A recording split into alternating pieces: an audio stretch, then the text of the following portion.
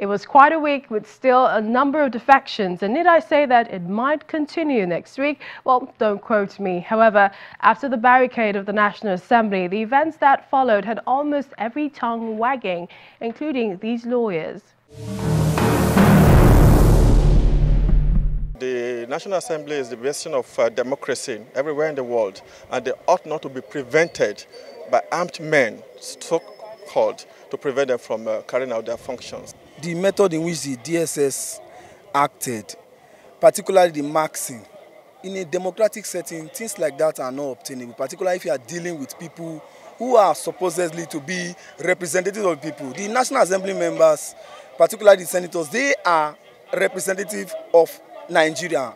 If they have to do such things, the issue of marks shouldn't come into play. They are not dealing with common criminals where they have to mark themselves to do some coded arrangement. I think that was exactly what happened to the judges. It's very clear. It's very, very appalling. Legally, if you want to look at legally, it could be tantamount to insurrection against the country. It could be tantamount to that because you are preventing they are representatives of the people, and for whatever it is worth. Not that we are happy with them, with some of the things they are doing, but then things have to be done constitutionally. That is what civilized society will do. The attitude of the DSS in taking over the complex, the NASS complex, is a height of impunity. And to the best of my knowledge, there's no law empowering the DSS to take over the NASS complex with in a commando manner. There's what you call the doctrine of separation of powers. It should not be seen to be threatened in any way.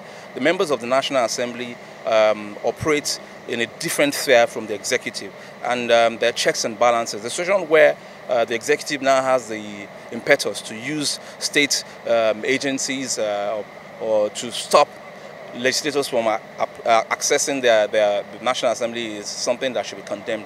It's an ambush on democracy because it was quite unexpected. We are in a democracy and we have democratic principles. We have a constitution that is guiding the affairs of this nation.